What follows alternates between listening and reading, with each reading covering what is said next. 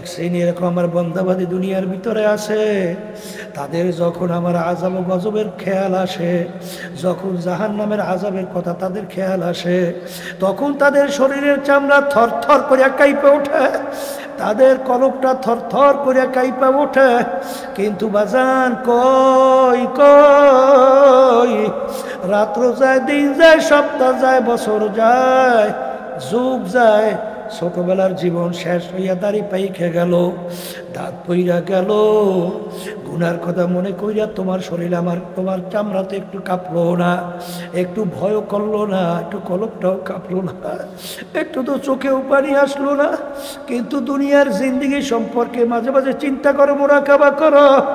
বাজার কোরআনুল কারীমের ভিতরে আল্লাহ রাব্বুল আলামিন বলেন, কিয়ামতের ময়দানে একজন আর একজনকে জিজ্ঞাসা করবে, ভাই কামলা বিছনা, আমরা দুনিয়ার ভিতরে কতদিন ছিলাম?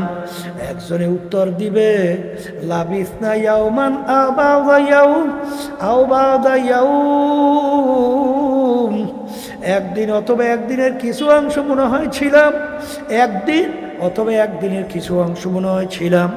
আর একজন বলবে, না না, ফাসআলিল আদ্দিন, আরে যারা হিসাব রাখছে তারাই বলতে পারবে আমরা দুনিয়ার ভিতরে কতদিন ছিলাম।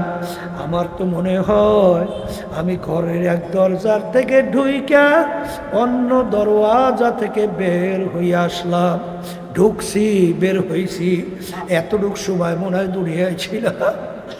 এই জন্য আমার বাজানদেরকে বলবো, পর্দালে মা বোনদেরকে বলবো, কোরআনুল কারীম কিন্তু সত্য।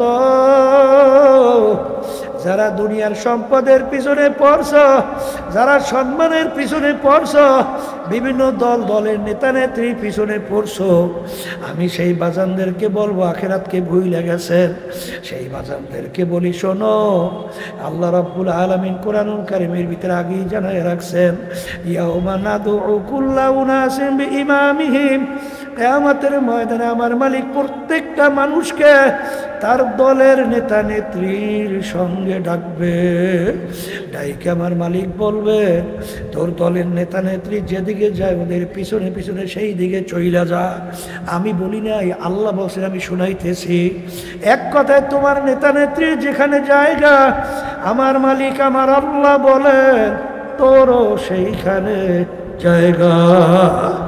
এই যে আমার বাজানদেরকে বলবো, হাদিসের ভিতরে আসছে, আলমান তাশাব্বাহা বিকওমিন ফাহুয়া মিনহুম, দুনিয়ার ভিতরে তুমি যেই দলভুক্ত হইয়া চলবা, যেই দলের নেতা নেত্রীকে নেতা নেত্রী হিসাবে মানবা, কিয়ামতের ময়দানে তুমি ওই দলভুক্ত হইয়া উঠবা এবং ওই দলের নেতা নেত্রীর সঙ্গে তোমার হাসর হবে।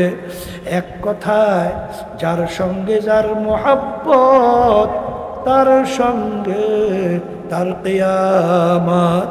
আমি বলি নাই, আল্লাহ রাসূল বলছেন, আমি শোনাই রাইখা যাই, আমার ভাই কেউ বাজান রাগ কইরো না, কারণ তোমার কবরে তুমি যাবা, আমার কবরে আমি যাব। কবরে কিন্তু কোনো দলাদলি নাই, কোনো পীরের পরিচয় নাই। যদি কেউ কবরে পরিচয় দেয় আমি চরমনায়ের মুরিদ, এই পরিচয় কবরে কিন্তু কোনো কাজ হবে না। কেউ যদি পরিচয় দেয় আমি ফুরফুরা, আমি জৈনপুরে, আমি আটরশি, আমি রাজারবাগ, আমি দেওয়ানবাগ, আমি চন্দ্রপাড়া, আমি মাইজবান্ডা, আমি আওয়ামী লীগের লোক, আমি জামাত ইসলামের লোক, আমি অমুক দলের লোক, আমি বিএনপির লোক, আমি জাতীয় পার্টির লোক, আমি অমুক বংশের লোক, আমি ওরকম শিক্ষিত, আমি ওরকম ওরকম ওরকম ওরকম। এই আল্লাহর বান্দারা, পর্দার আড়ালের মা বোনেরা, এই পরিচয় কিন্তু কবরে চলবে না। কারণ কবরে সবার জন্য প্রশ্ন তিনটা।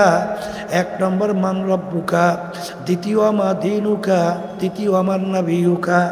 এই তিন প্রশ্নের ভিতরে কোথায় কিন্তু নাই তুমি চরমনাই না সারসিনা না ফুরফুরা, তুমি জামাতের না, তুমি তাবলিগ না, তুমি আওয়ামী লীগ না, তুমি বিএনপি। এই পরিচয় কিন্তু কবরে নাই। এই জন্য আমার বাজানদেরকে বলবো, পর্দারে মা বোনদেরকে বলবো, বাজান আমার কোনো রাগ কইরা লাভ নাই, আমাকে গালি দিয়াও কোনো লাভ নাই, উলামায়ে কেরামদের উপরে রাগ কইরা লাভ নাই, গালি দিয়া লাভ নাই। তোমার কবরের পুঁজি তুমি গুছাইয়া রওনা কর, কারণ নেকির পাল্লা যদি ভারী না কইরা যদি মৌতের বিছানায় শুইয়া বস, আমার মালিক বলবেন জাহান্নাম না দেখাইয়া মৌত কইরো না। নাফরমান স্বপ্নের মতো দেখতে থাকবে জাহান্নামের দরজাগুলা টাস টাস করে খুলে গেছে, জাহান্নামের আগুন দাউ দাউ করে জ্বলতেছে, জাহান্নামের সাপ বিশ্বগুলো ঘুরাইয়া ঘুরাইয়া তাকাইয়া থাকবে। আজরাইল আলাইহিস সালাতু ওয়াস সালাম আসবে, তার মাথা আসমানে পাও তার জমিনে, এক হাত মাশরিকে এক হাত মাগরিবে দুনিয়া জোড়া তার শরীর। বাজার নীল রঙের মতো দিঘির মতো দুইটা চক্ষু, সমস্ত শরীরের ভিতরে লম্বা লম্বা কালো কালো কতগুলো লম্বা পশম, প্রত্যেক পশমে গোড়া দিয়ে আগুনের জিহ্বা বাইর হইতে থাকবে। এই অবস্থা দেখে নাফরমানের রূহ তো আর বের হতে চাবে না, আখারে 360টা মাকামের ভিতরে পালাপালি করবে। আজরাইল সালাতু ওয়াস সালাম চক্ষু ঘুরাইয়া ধমক দিয়া বলবো, রে খাবিস, দুনিয়ার ভিতরে স্বাধীনতা পাইয়া আমার মালিকের সমস্ত নেয়ামত ভোগ কইরা, আমার মাওলার দেওয়া নেয়ামত চক্ষু দিয়া দেখছো, আমার মালিকের দেওয়া নেয়ামত কান দিয়া শুনছো, আমার মালিকের দেওয়া নেয়ামত জবান দিয়া কথা বলছো, আমার মালিকের দেওয়া নেয়ামত ব্রেন দিয়া পড়াশোনা কইরা সার্টিফিকেট অর্জন করলি, এই ব্রেন দিয়া ব্যবসা বাণিজ্য করে সম্পদ গুছাইলি, আর এই নেয়ামত ব্রেন পাইয়া আরে আজকেও এক আল্লাহর বান্দা আমার সঙ্গে দেখা করে, দুইটা চক্ষু আমার মালিক নিয়ে গেছে নাই। আমার মালিক ইচ্ছা করলে তোমাকে আমাকেও তো অন্ধ কইরা বানাইতে পারতো, এই নেয়ামত দান কইরা সব কিছু পালন কইরা আমার মালিকের হুকুম মানো নাই, তোকে হুকুম হয়ে গেছে ধইরা নেওয়ার জন্যে। এই কথা বইলা যখন রুহটাকে খপ কইরা ধরবে, ধইরা যখন টান মারবে, কলিজার রগগুলা সেইরা সেইরা নিয়ে চইলা যাবে। আহারে রাখতে কি তুয়ার পারবে আসাও ফাতার ইদিন কাশাফাল গুবার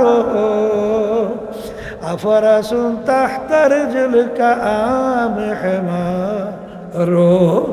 আজকে দুনিয়ার চক্ষুগুলো আমি পরিচয় দিই আমি পীর, কেউ পরিচয় দেয় আমি মুফতি, আমি মুহাদ্দিস, আমি এমপি, আমি মিনিস্টার, আমি চেয়ারম্যান, আমি মেম্বার, আমি বড় বংশের, আমি শিক্ষিত, আমি অমুক তমুক সমুক। এই পরিচয় কয়দিন চলবে? যে কয়দিন দুনিয়ায় চক্ষু খোলা থাকবে, যেদিন চিরতরে চক্ষু বন্ধ, তখন তুমি দেখতে পারবা তুমি অমুক তমুক সমুক, না খোদা না খাস্তা একজন জাহান্নামের কয়দি। এই জন্য আমার বাজানদেরকে বলবো, পর্দা আলে মা বোনদেরকে বলবো, আল্লাহ নবী সাল্লাল্লাহু আলাইহি ওয়াসাল্লাম তার অল্প বয়সে তার দাড়ি পাইকে গেছিল, পিঠ বড় গুজা হয়ে গেছিল। সাহাবায়ে কেরাম বলে, আল্লাহর রাসূল এত অল্প বয়সে আপনার দাড়ি কেন পাইকে গেল, আপনার পিঠ মোবারক কেন গুজা হয়ে গেল?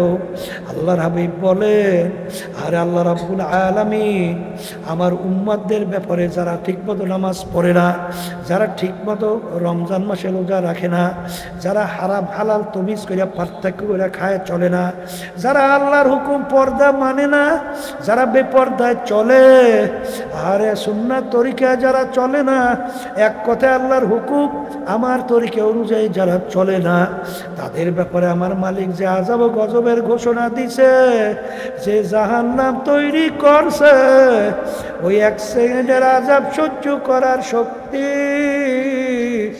দুনিয়ার কোনো মানুষের নাই। আমার উম্মত কিভাবে জাহান্নামের আগুনে জ্বলবে, এই চিন্তায় চিন্তা আমি রসুলের দাড়ি পাই খেয়ে গেছে, আমার পিঠ গুজা হয়ে গেছে। এই পর্দালে মা বোনেরা, এই কবরের যাত্রীরা, এরপরেও যদি না বোঝো, আমার মালিক মাঝে মাঝে কত ঘটনা বাংলাদেশেও দেখায়। চরমনের এক মুজাহিদ ছিল, মুরিদ ছিল, কুড়িগ্রাম, অনেকে তাকে ঘুঘু মুন্সি কইয়া ডাকতো। বাজান আসলে নাম ছিল বশির উদ্দিন মুন্সি।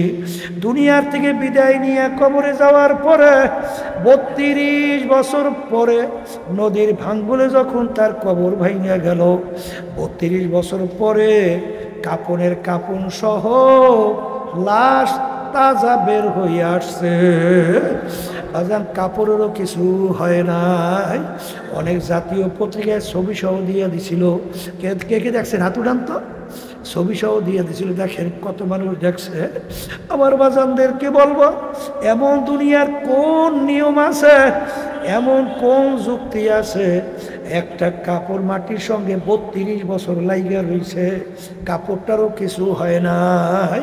যত ঘটনা মাঝে মাঝে কাপড়ের কাপড় সহ আমার মালিক কবরে দেখায়, লাশ দেখায়, দিনদার আল্লাহওয়ালা ছাড়া দেখা যায় না। আমি কিছুদিন আগেও উমরা হজ থেকে আসছি। বাজার আমির হামজা রাদিয়াল্লাহু তাআলা আনহু তার কবর জিয়ারত করে আসছি। বাজার আমির হামজা রাদিয়াল্লাহু তাআলা আনহু শাহাদত বরণ করার 50 বছর প্রায় পরে বাজান তার লাশ মোবারক বের হইয়া আসছিল, একেবারে দিব্যি বোনায় এখন ঘুমাইয়া রইছে।